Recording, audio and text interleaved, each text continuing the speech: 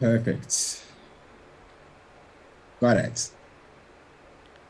Hi, welcome to our second episode, The Unlimited. Today we are talking about rewiring our limiting beliefs, basically. So here is Njabulo Makhaye, and I'm with Sachin Sunny. How are you, Sachin? Yeah, I'm doing great. I'm doing good. In fact, I've been, um, it's been a great time here in India. I have been traveling. I've been getting to know people. Have been talking to different people from around the world. So I'm having a good time, as well as it's also tough sometimes.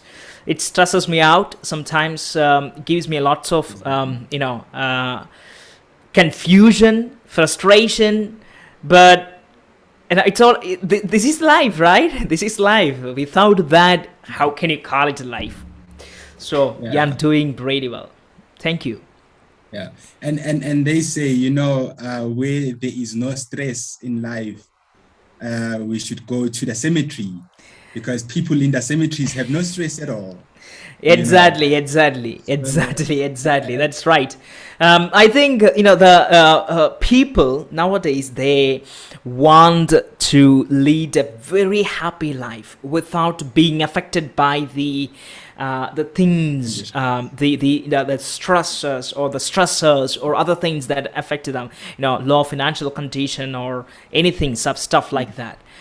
But I think it's those downs, it's those barriers, it's those the limiting things that actually makes us unlimited. And of course, we are going to further explore those limiting things and how we can actually change them into unlimited potential.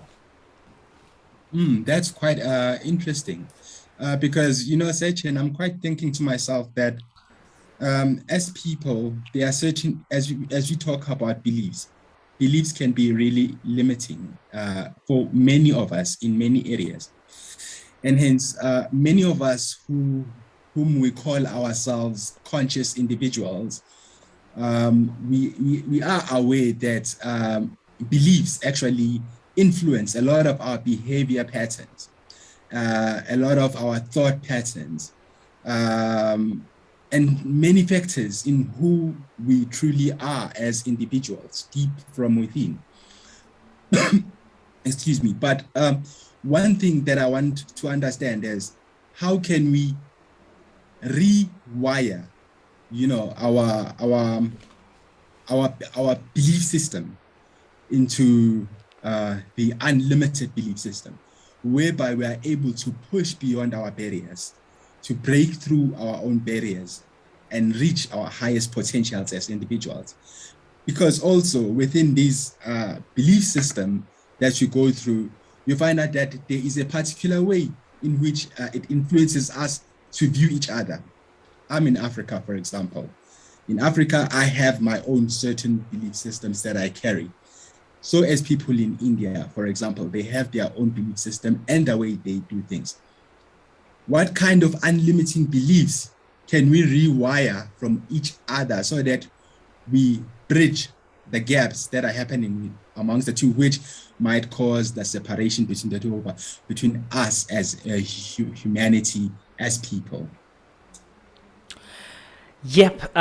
So, indeed, limiting beliefs actually limit our potential, limit us to become our true version.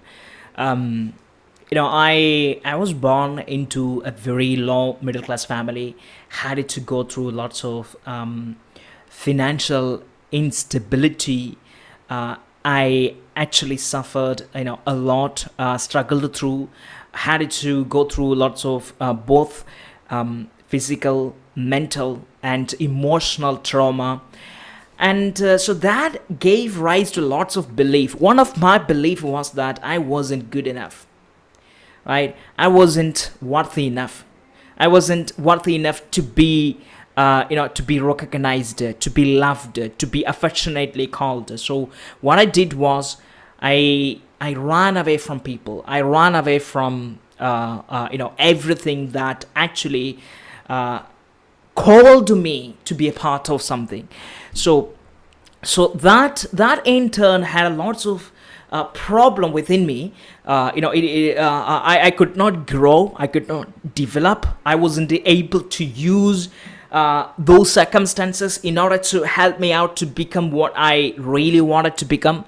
So those limiting belief actually, it is kind of held me back instead of pushing me to beyond the limit, beyond the barriers. So of course, if you have a limiting belief, it's going to forever, it's going to pull you back, push you back to where you are starting.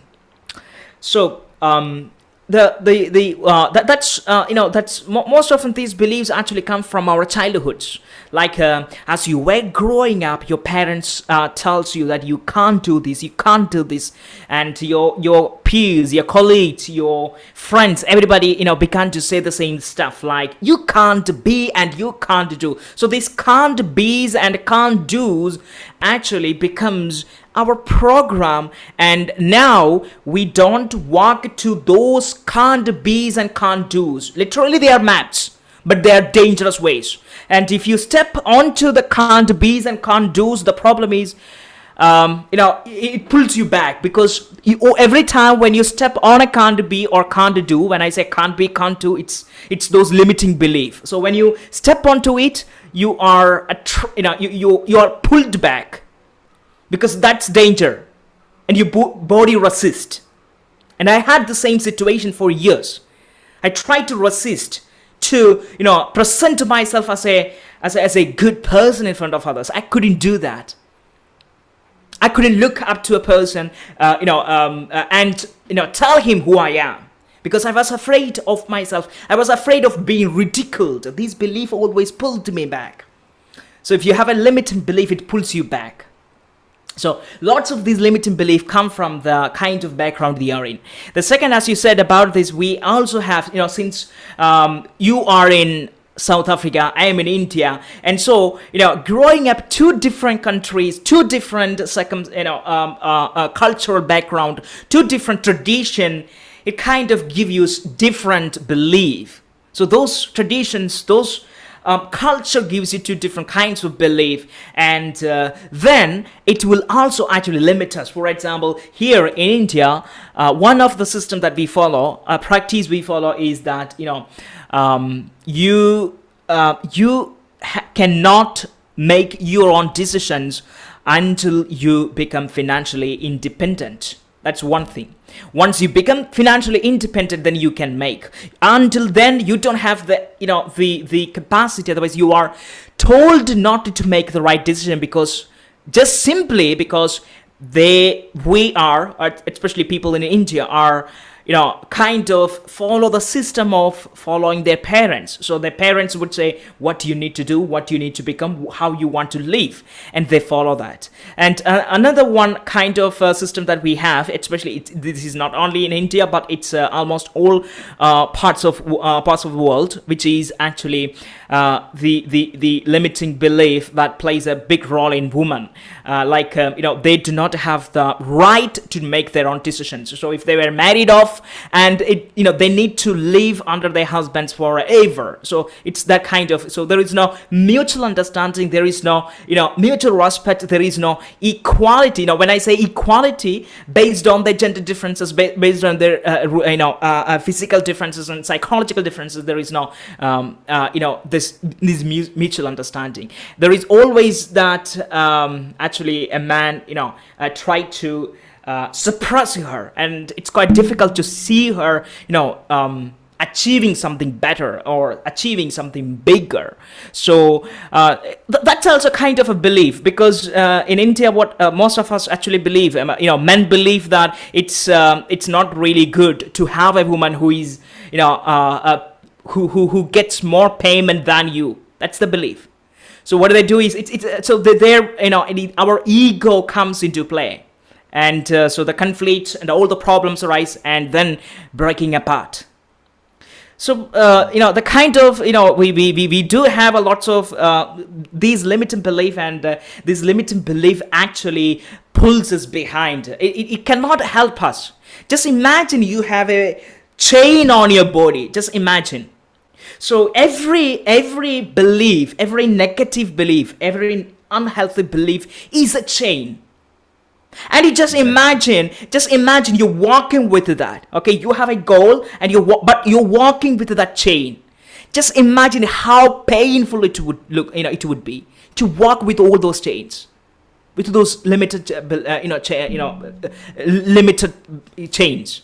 Now, so we do also have lots of positive beliefs, like for example, but they are quite very, very, very small amount. Not everybody has this this positive belief, but some people do learn from their own lives and turn these negative belief into positive ones. But if you have positive belief, it's like your strength, it's like your energy. Those belief will give you energy to knock any barrier that's standing in front of you. So you'll be able to go through the problems with those positive beliefs. So when a negative belief pulls you back, your positive beliefs actually push you forward. So that's the difference between those two kinds of belief.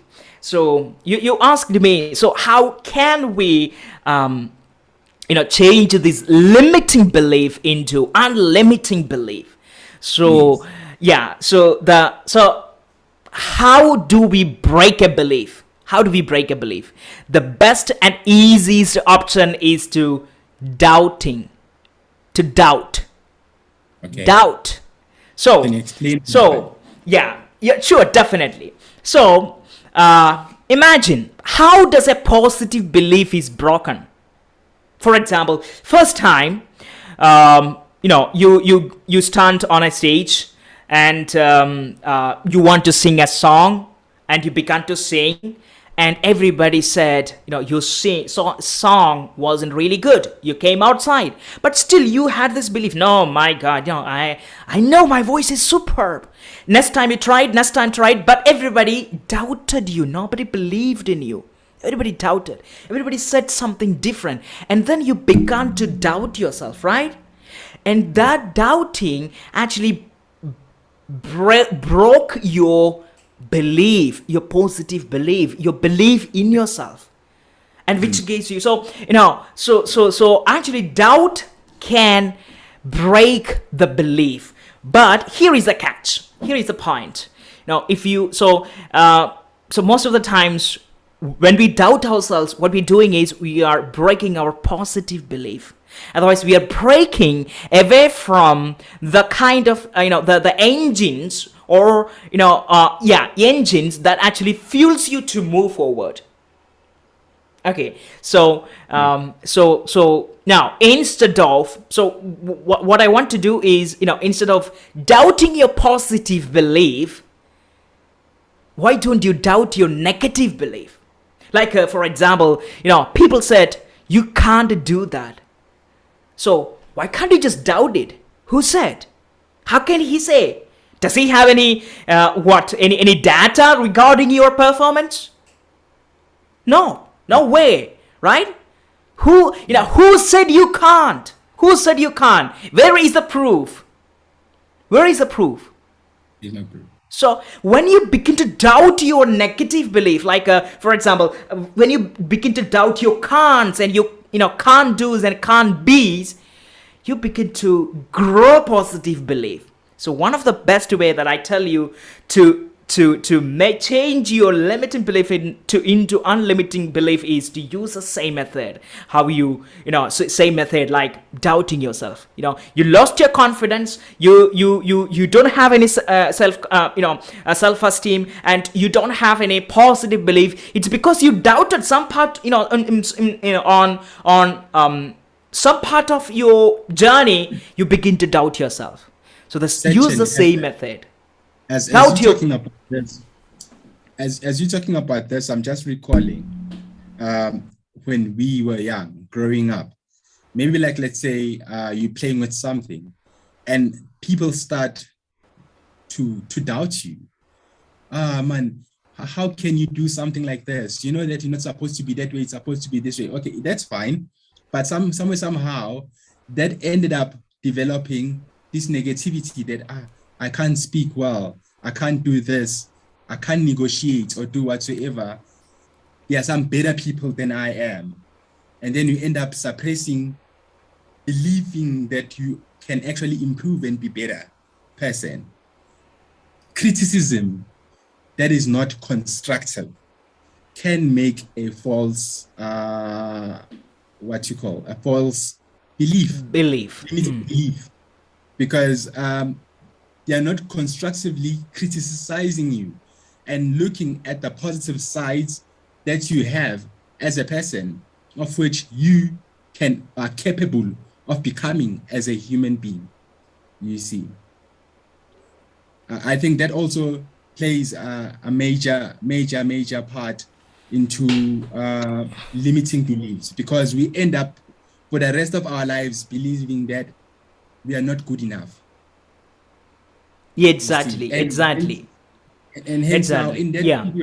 period section, we miss the parts that there are a whole lot of other beautiful things that exist within each and every one of us, but we're just focusing on the negative only. Exactly, exactly. So the criticism is one of the one of the factor that actually it both make us limited and also unlimited. So as you said, this criticism is also can especially false criticisms can in fact push you away from believing in yourself and away from owning yourself. So one of the reason is because we do not know how to use criticism to become unlimited.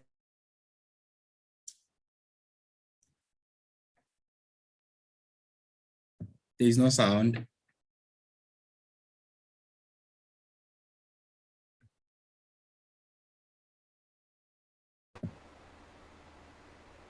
There was no sound, sorry. You cannot hear me. You are saying you cannot hear me. Yeah, I can hear you now. Okay, okay, fine. So what I was saying is, sometimes criticisms, in fact, helps us to become unlimited, and sometimes criticism actually, make us to disbelieve in ourselves. So we can, in fact, we can use these criticisms, positive criticism, or whether it's positive or negative, we can actually use the criticism to make our belief stronger. Now, just imagine you're doing something great. You have a goal, you have a dream, and you're working hard toward it. You're working 24 hours. So somebody stopped by and then look at you and then tell, oh, that isn't good enough. What you're doing really cannot bring anything. It's worthless. And when people criticize you that it's worthless, that it's not really good, or it doesn't give you anything back, or what you're doing cannot help you to become whatever that you want to become. So when people criticize you, my question is, how can I use that criticism to improve my life? How can I use it? How can I prove that some people what do they do is they want to prove themselves and others that it is possible. It is possible. And they work on they work on themselves. They work every day. They work on their body, their physical self, their mental self. They work on their spiritual side. They keep working out. They use, so every time when somebody criticizes them, they use it, and then they put they take the essence of those criticisms and then they turn them into as goals, as their driving force. So they keep trying and make that possible. And some But people, sorry, I'm sorry. But then how can the people, because I believe we are wired differently as people. Some people have low coping mechanism, you see. And how can we assist people with those low coping mechanism who don't know how to turn maybe something like criticism into something positive, who can turn anger into gold, things like that, and become the best version of themselves after the feedback that they've had from the other person. Yeah. So, yeah, of course, not everybody has the gut to receive all the criticisms. Some people may have, are very sensitive to some criticisms, and they try to commit suicide or, end their lives. So,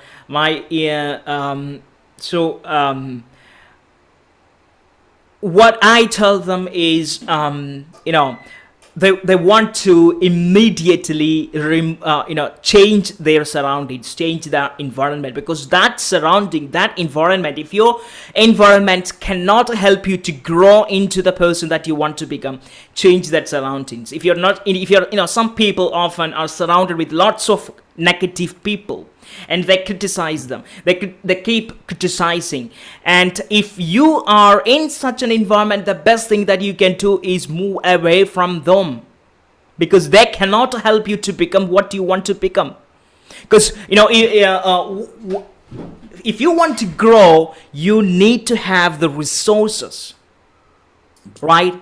And if the environment that you are in, maybe it's your neighborhood, maybe it's your friendship, it may be whatever that you are in, maybe it's workplace. So if that environment does not help you to grow, cannot give you the resources to become fruitful, go away from there, get away from there. Go find a place where you think that you can get access or the resources that are necessary to help you to become a better person. So that's the first thing that they want to do. And second, of course, some people do have are sensitive, but we can learn to cope with the life circumstances. We can learn that. So because it's a skill that we develop as we fall, we get up, we fall, we get up, we fall, we get up. So we need to have people who support us, who help us to get up when we fall.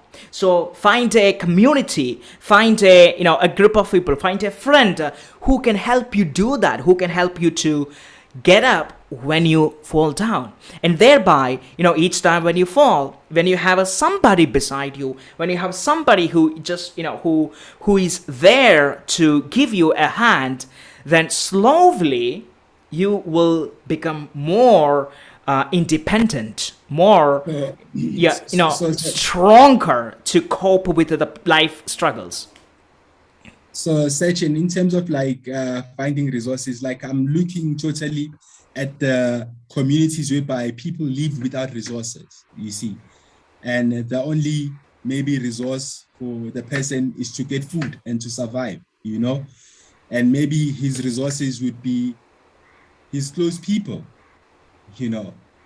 How can that be utilized in an effective manner that it actually builds him up, for the better, because right now, possibly because I'm in this community, it's easy for me to have access to different types of resources. I have Wi-Fi, I have different things.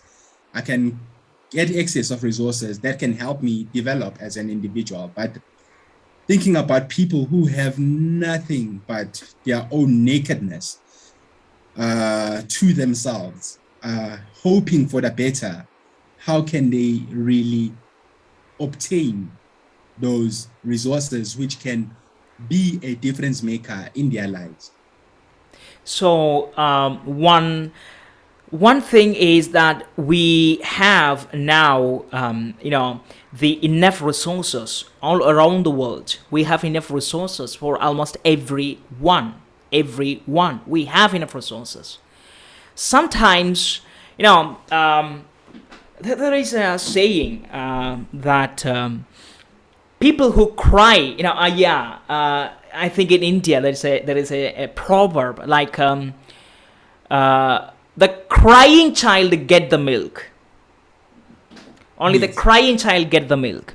So if exactly. you really, you know, you must have the need, no matter where you are. You might be in a street, maybe living in the poorest part of the world, wherever you are. One thing that's necessary, one thing that actually you need to develop yourself, or to go to the place where you get these resources, is that desire to get away, or to do something with your life. You need to have that desire. If you have the desire and have the gut, have the strength in your body, have the mental strength and have the physical strength to get away from that place and find the right place. If you have that gut, that's enough. You need to have that desire. If you have the desire and the strength to find the right resources, because I think we can find the resources everywhere, and it's very rare and unlikely that you don't find your resources. So if you live in any parts of Eastern Africa, which is quite one of the parts where the extreme poverty is found, you can still find the people who are ready to help you. So it's your duty. Without this, you cannot do anything. It's your duty to find where can I grow. And in order to find that, first, if you need to find a place, an environment, you need to have the desire. I need to go somewhere else. Okay, so that desire actually comes from the purpose. Exactly. So my first question is, why do you need to change your life? Why do you need to change your circumstances? Why do you need to have the resources? Why? Is there any purpose? What do you want to do with your life? What do you want to do with the skills that you're going to gain? What do you want to do with your to your family, to your community, to your society, and to the world? What is it? What is the why of your existence? And if you have the why, and if that need that is strong enough, then I think you will have enough passion, enough fuel, enough strength to search for the right environment. Now, Exactly. there are lots of ways, and of course, we'll be talking about different ways we can use the resources. So we'll be giving the details of and how we can grow ourselves in the next episodes. But since we don't have much time, you what you need to have is this purpose. You need to have a purpose. You need to know what you want to do with your life. You need to have that why, and if you have that why, you will have the passion, the fuel to take the journey. Otherwise, you won't. So have that Yeah. purpose first. Thank you so much, Sachin, for the pointers that you've just narrated for every one of us, which makes a lot of sense that within our circumstances, we got to have a strong will to something bigger than ourselves, something that will hold us so tight and give us a why. And once we discover that why as individuals, we can be able to bear almost anyhow because we know our why. Even in the worst of circumstances, we'll be able to rise up because our will, our spirit is stronger than anything. So I believe that you've mentioned quite strong pointers, and you have shared a lot of tools and resources for our people and also for myself. I've learned a lot in the session, in the episode that you've been having. So I'd like to thank you so much for the contribution that you are sharing with us. Thank you. Thank you so much, Jabula Makhaye. Thank you. Thank you. And also thank you for the audience who are listening.